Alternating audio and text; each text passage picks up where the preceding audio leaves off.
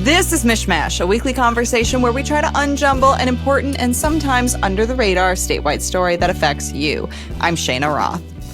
And I'm Alethia Kasben. The presidential election saw a major shakeup this week.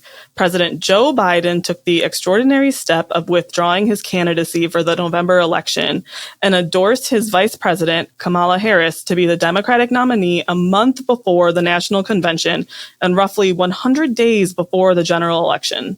Talk about a time crunch. It was a week of a lot of drama, and once Biden announced he was no longer running, the first question was, will Dems coalesce around Harris? Well, they have. Now the focus is on who Harris will pick as her vice president. I think it's safe to say that Governor Gretchen Whitmer is a non-starter, despite decades of an all-male ticket. An all-female ticket appears to be a step too far for decision makers, I think. True, although quick shout out to 2018 when Michigan ran female candidates for all statewide offices. This is true. To much criticism then, saying there's a lack of balance and this, they won't all be able to win. And, look at who our Secretary of State, Governor, and Attorney General are now. But moving on, there's also the issue of Whitmer repeatedly saying she will not be pursuing any office while still governor, be that president or vice president. Gongwer and other reporters have politely been harassing the governor all week on if she's being considered for the VP slot, and she has rejected the notion repeatedly. Are you prepared to take the vice presidency if it's offered, ma'am? No, I'm not planning to go anywhere. So if they offer it, you will not take it? I am not leaving Michigan. I'm proud to be the governor of Michigan. I've been consistent. I know everyone is always suspicious and asking this question over and over again. I know you're doing your job. I'm not going anywhere. So the speculation over the Veep stakes continues for now, though I think one thing that a lot of people can agree on is that Harris really needs a Midwesterner for her running mate. And Alethia, you had a really interesting suggestion about who would be a good choice for Harris. Well, I can't take full credit. I did see some internet rumblings, which are always very reliable, about Michigan's own U.S. Senator Gary Peters potentially being on Harris's list. However, I have not seen any actual reporting backing this up. There's potential, though, that we could still see another Michigander. Transportation Secretary Pete Buttigieg is also on the list. I have seen many mentions of Pennsylvania Governor Josh Shapiro and Arizona U.S. Senator Mark Kelly. I think the bigger issue that is outside of being a Midwestern candidate is a candidate who can help in a swing state. So Midwestern states are on that list, but, Arizona would be a solid one, too. And Harris appears to have the delegates she needs for the nomination, with Michigan's officially endorsing her on Tuesday, and several other states have done so already. The race for running mate is next, and with the national convention less than a month away, she has to make this choice fast. Yeah, so we really only have weeks here as Dems continue to pore over data to determine what the Biden-Harris switch means to them. At the same time, Republicans are now trying to pivot their message after spending more than a year tailoring their plans toward a Trump-Biden race. We may also see some challenges to Harris's ballot access, but since Democrats have not yet officially nominated Biden, I don't think we'll see anything serious there. Let the Trump-Harris race begin. Well, we're going to take a quick break here, but when we come back, we're going to be joined by former Representative Adem Zemke from Ann Arbor, who is also the current chair of the 6th Congressional District Democrats. You're not going to want to miss that. We're talking more Veep stakes. We're talking more Whitmer. We're talking more what is going on with these Democrats. We'll be right back.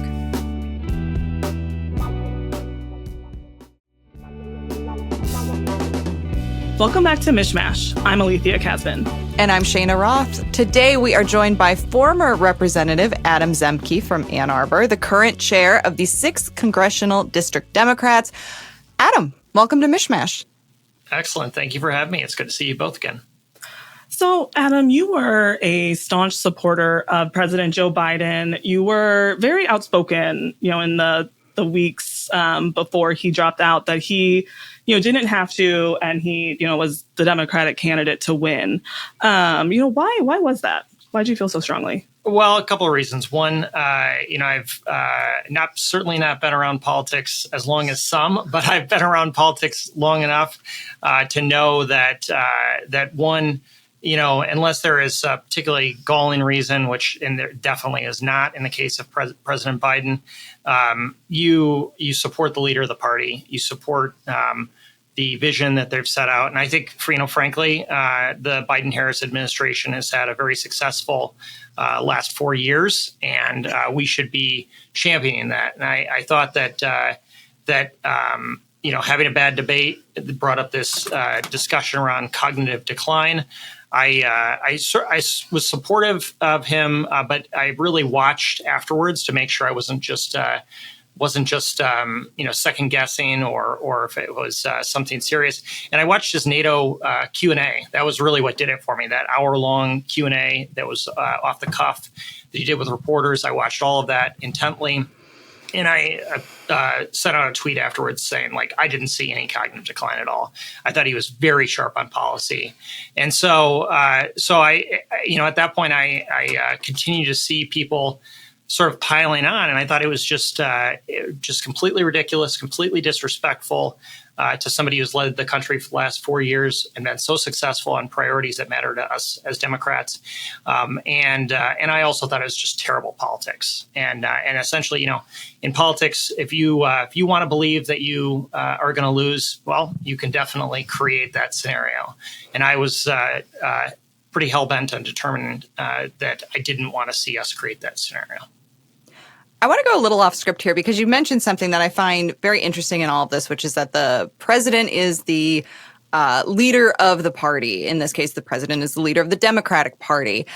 Is that how it should be? Do you think that system works? I've heard some people in different podcasts, news organizations, things like that, wondering if maybe there needs to be some more separation between the leader of the party and the actual president or candidate in order to make sure that there's not a sort of coronation or that you get more ideas or that you get, younger people involved. What is your take on that?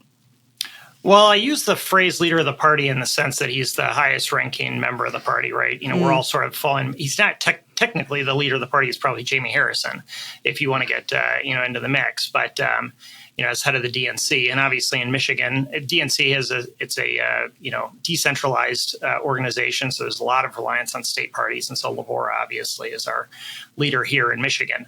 And frankly, the congressional districts and the counties are quite decentralized, and the state party relies on their vision as well. So, I use that term more as a descriptor that if people are looking to Democrats as to what we are doing, what we are championing, then certainly the highest ranking member, the president in our case today, is going to be right at the top. That's sort of what I meant by the term the leader. To answer your question, I think one of the beauties of the Democratic Party, but also one of the things that, just politically we deal with every time is that we're Big Ten. We are a coalition. You often hear that phrase used to describe what the Democratic Party has looked like. We are a coalition of different constituencies that come together with shared values, but we also have individually unique characteristics as part of each of those constituencies. And so, we argue a lot and we fight over nuances, and there's nothing wrong with that. I think that's part of what makes the Democratic Party unique. And what has made us successful is that we are inclusive and bring in people with differing opinions, and then we argue. And I just want to make sure that we're not arguing over who's going to be running for president in July. That politically does not suit anyone. If we want to win the election, at least, and I very much want to prevent Donald Trump from winning the election. Well, speaking of that arguing, how did you feel as more and more Democrats were coming forward and saying that Biden needed to step down?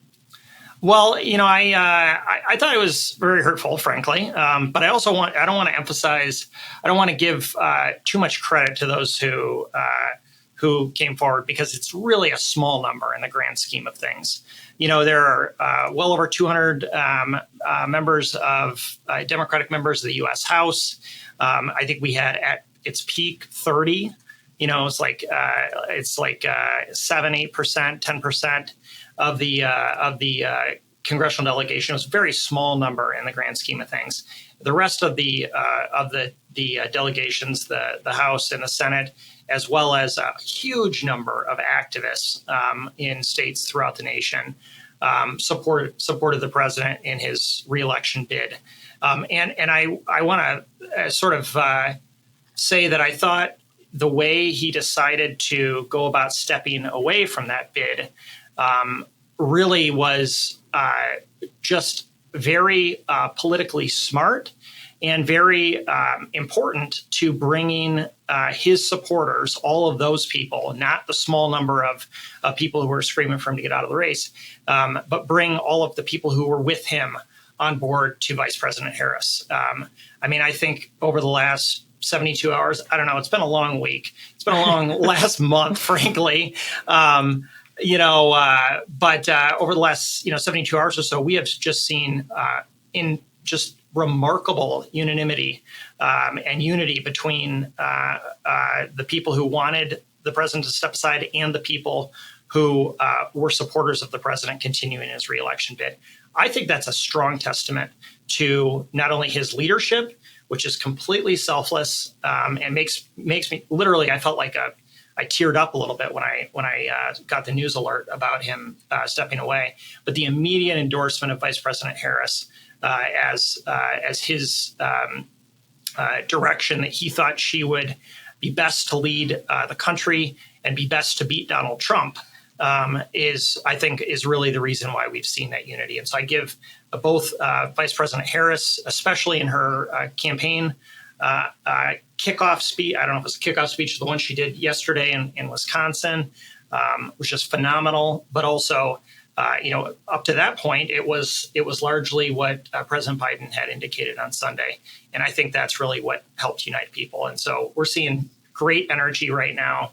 Thousands of volunteers across the country. I think maybe hundreds of thousands. I don't know what the number is up to now, but certainly the thousands in Michigan, I know for sure, are volunteering now for the Harris campaign, and so I think we owe President Biden and Vice President Harris just a huge degree of credit for how they've handled this. And we're going to see the speech tonight. President Biden's being on at 8:00 Eastern time. I'm very interested in tuning into that, seeing what he has to say. And obviously, we'll continue to hear from Vice President Harris as she is marching towards the DNC convention next month. So it's been weeks of Democrats sort of disagreeing. Like you said, it was a small number, but the disagreement was there, while Republicans have just been able to look super united in the last 3 weeks to a month. So, what's it like being so united right now? It seems like a very good time for the Democrats at the moment. Yeah. So I think, first of all, I do want to say that I think that there was some lopsided coverage around the critique of President Biden over the last 4 weeks, and the lack of critique over the Republican Party and former President Trump. But to answer your question directly, it feels exciting, and I say that not because of my own excitement, because I was such a strong supporter. So I did literally take a gasp a little bit when I read that news alert about him stepping away. But just hearing from people, seeing the excitement, seeing how Vice President Harris has approached the campaign staff, which, I've worked on campaigns before. I've run campaigns. I've run for office. The staff work tirelessly, and it's often the people who are in these small state offices or offices set up around states that are doing just a tremendous amount of work. And if I were in their position, they're often young, They don't, this might be their first political job. And they're looking to get into this, into politics and try and change the world. And to have that, shift, that uneasiness, that's got to be pretty scary. And so now we feel this like tremendous energy. And I think, and we saw this tremendous support. I don't know if you saw that when Vice President Harris stopped at that their headquarters in Wilmington, and they did the call with President Biden. I listened to all of that, and I listened to her comments afterwards, and I just feel like they have approached this in such a smart and deliberate way, and not only energized the people across the country who are maybe Democrats or maybe independents who are willing to support Vice President Harris for president, but also the staff. They have brought all those people together who are working 12, 15 hours a day for not nearly enough pay as they deserve, and they're going to keep them on board. And I think that is just one of the smartest moves I've ever seen. And I don't know if this was all planned out and we're all just, seeing it. There's definitely some talk that the president has been planning this for a while, and just waited until after the RNC so that he could take all the punches and smooth the way for Vice President Harris to become the nominee. There's, never consider myself a conspiracy theorist, but there's definitely some interesting thoughts that are going on around there. And we probably never know, the reality is when he decided. But I think since that decision on Sunday, we could not have asked for this to have gone better. I am really impressed with everybody and excited. We're seeing these new volunteers. The fundraising has just been phenomenal. And there are tons of events that we're sending out that campaign operation, because it is the same campaign staff largely, where they were able to turn on a dime. It's just really been really impressive. So Harris is looking for a vice president. That's sort of the next big step for Democrats. Who is your pick, and what should Harris be looking for in a running mate? So I think there's a lot of people who will comment on this, and I definitely, especially over the last 4 weeks, I'm going to stay away from commenting or trying to serve as a pundit, because I discovered that maybe I don't, I'm not in the same space. So I want to reserve the speculation. I'll say first of all that Vice President Harris is more than capable and smart at choosing a vice president to serve as her on the ticket with her. And I trust that she will make a smart decision on that. I think that she has had the experience that we can easily say that. And then certainly the last 72 hours just reinforces that statement. So that said, I will say there's a lot of reasons that we should be looking at the same qualifications that a lot of folks in the news are talking about, right? A Midwestern leader, somebody who supports and appeals to quote unquote Rust Belt. I hate that term, frankly, but the Rust Belt Midwest voters. I think there's a lot of examples of that. We certainly have one here in Michigan with Governor Whitmer. And there are other examples in other states across the country, too. I think we need somebody who will be able to go toe-to-toe with J.D. Vance, Senator Vance, and be able to really speak to the people that I think he proclaims to represent.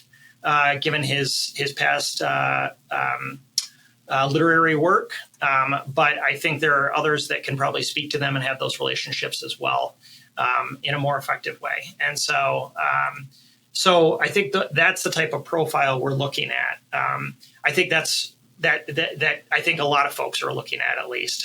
And I would agree with that profile. I think that's a good match for Vice President Harris. And will help support the ticket. There's also folks, that are not from the Midwest. We have heard about Senator Mark Kelly from Arizona. I think he brings a very unique profile to the ticket, given his amazing wife, former Representative Gabby Giffords, and all their work around preventing gun violence, and also the fact that he has this as an engineer, I always get giddy about astronauts. And I think a lot of people do. I mean, the astronaut as a profession is a very cool profession that even as little kids, people look up to and aspire to. And so he's got that going for him too. So not just, Midwest, I think there are a lot of good options out there. And I'll say this is probably the first time I can recall where we have had this many good options. It hasn't always been like this. We did lose a lot of state legislatures. We lost a lot of governors in recent past. But we have really built up a strong bench on the Democratic side of state level leaders and folks in the Senate and the House who can move up and serve as that farm team. That's a testament to a lot of people on the ground and in these associations that have worked on that for the last decade. So it's good. A lot of good options out there. I think there are many that we cannot go wrong with. So we are obviously in Michigan, so we would be remiss not to talk about Governor Whitmer and the attention, she received even before Harris, officially was sort of coalesced around. We know she's going to be the nominee at this point, so there's not going to be a race for that. But we're still hearing Whitmer rumblings for VP. She's saying no, essentially. Why would that be a realistic scenario or not? That having Governor Whitmer serve as VP. Mm-hmm. I mean, if you look at Governor Whitmer's profile, like just at the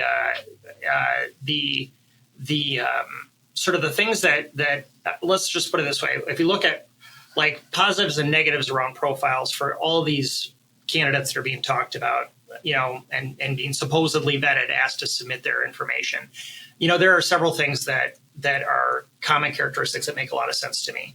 The Rust Belt voter appeal, the ability to maybe speak to folks that Vice President Harris may not as naturally speak to or just on brand represent. Governor Whitmer certainly it fits that bill very well. A lot of success stories here in Michigan over the last 6 years. I guess is how long it's been here. It seems like politics just every day gets longer. But a lot of success stories here in Michigan that Governor Whitmer can speak to and show her success on. I think the other thing too is that we got a great LG in Lieutenant Governor Gilchrist, who can step in. So one of the political pieces of calculus here is that we've got to always make sure that if you're taking a governor, that we don't have a lieutenant governor who is of the other party who flips the state and starts doing other things. And so there are some examples of names that have been floated where you do have the LG and the governor running separately, and so in some cases you have different parties. We don't have that here in Michigan, so that's another positive going for Governor Whitmer, and then of course the Democratic trifecta that exists in the legislature. So strong Democratic leadership. So I think just on profile, if you were to just take names away and say here are the 4 or 5, Rust Belt voter appeal, Democratic leadership willing to step in and take over.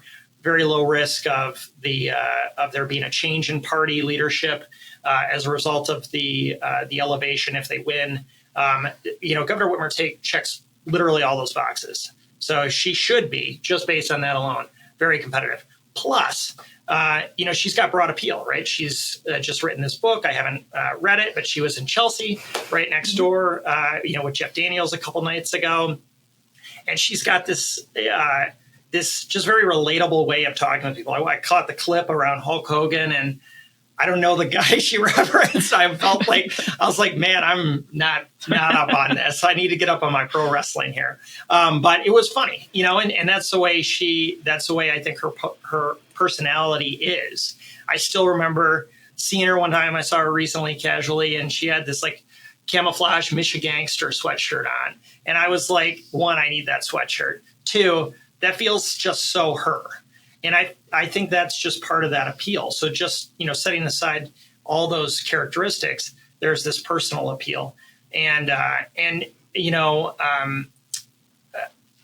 think one of the things that should be a consideration, maybe is not being talked about, is there is all this excitement around Vice President Harris with women, Black women, white women, Indian American women, Latino women. There's excitement with young people. There's excitement with older people. She spoke to this in her speech. She talked about the future, and I think that once she nailed, hit the nail on its head with her comments around the future, that's what that campaign is about. And it's hard to argue that it doesn't feel like that. I would encourage, if I were to comment on a vice president pick, we want somebody who carries that excitement too.